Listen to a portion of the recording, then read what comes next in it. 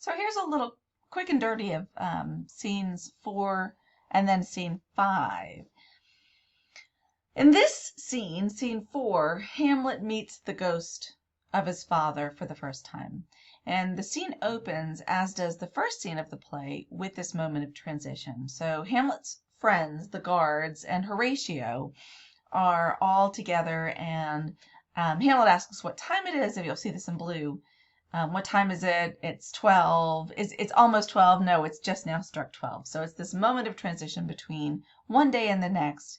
And the superstition is that this is when ghosts are free to walk about the earth, but it also reminds us that Hamlet as a character is in a state of transition, and as he moves into adulthood and takes on the roles and responsibilities expected of him. And the Denmark itself is also in a state of transition. So as they're waiting for the ghost, they hear this sort of party going on, and Horatio wants to know what's the deal with the party. And Hamlet responds, "Oh, it's a custom, but my father we never really obeyed the custom. We kind of ignored it because it's embarrassing. Everybody gets drunk and makes fools of themselves, and it's an embarrassment." But look at how he describes it here. And let's read this. So he talks about so often chances in particular men that for some vicious mole of nature in them, as in their birth, wherein they are not guilty, since nature cannot choose its origin, but the o'ergrowth of some complexion, oft breaking down the pales and forts of reason, or by some habit that too much o'erleavens the form of plausive manners, that these men, so he starts by describing what people are like, and that sometimes you have this sort of natural defect that that overwhelms your reason. So here you see in green, these men, carrying the stamp of one defect by nature's livery or fortune's star, the virtues else, be they as pure as grace, as infinite as man may undergo, shall in the general censure take corruption from that particular fault. So even if they are remarkable men, except for this one defect in their nature, the dram of eel doth all the noble substance of doubt to his own scandal. So that one little drop of dram is a little drop of defect in their nature can overwhelm them in such a way that people really focus on the defect rather than all the other parts of their nature. He's talking about Claudius in a more direct way, but also kind of about himself. This is important because he doesn't know his uncle's responsibility for his father's death at this point. The ghost has not revealed that to him. So he doesn't seem to have that deep-rooted hatred for Claudius at this moment. But also, this could be equally said about himself. Okay, so the ghost shows up.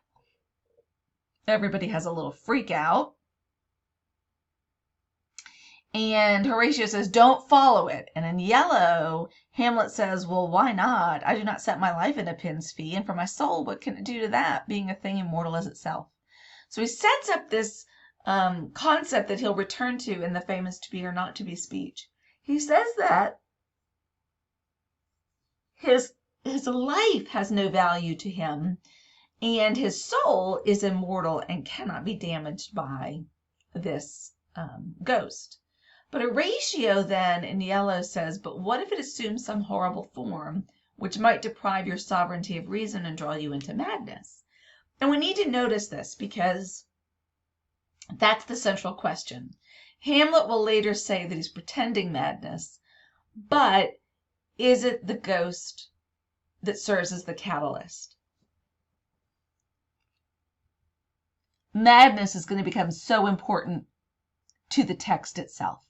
All right, so off goes Hamlet, "Unhand me," and then Marcellus, poor guy, is following, and he says something is rotten in the state of Denmark. He says this because the ghost has appeared in his battle gear, so it suggests that there's a disruption in the politics. He also says this because it's a ghost. It's supposed to be resting peacefully, and it's not. And so he seems to notice that this is a representation of Denmark. But he uses the metaphor rotten, and we want to pay attention to that because this idea of what is decaying is going to become so important to the text. So now let's move on to the next scene.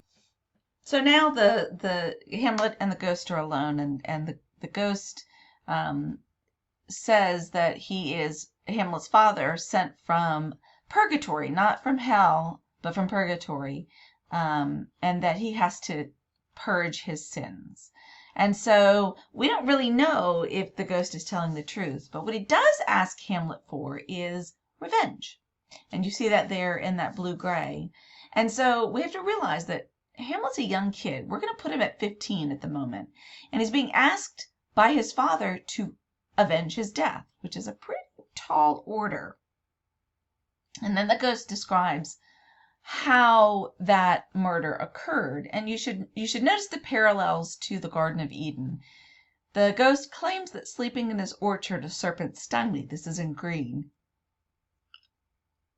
So the whole ear of Denmark is by a forged process of my death rankly abused. So he's talking about this rumor, 'tis given out. So it's a rumor about his death, but the rumor is like a poison in the ears.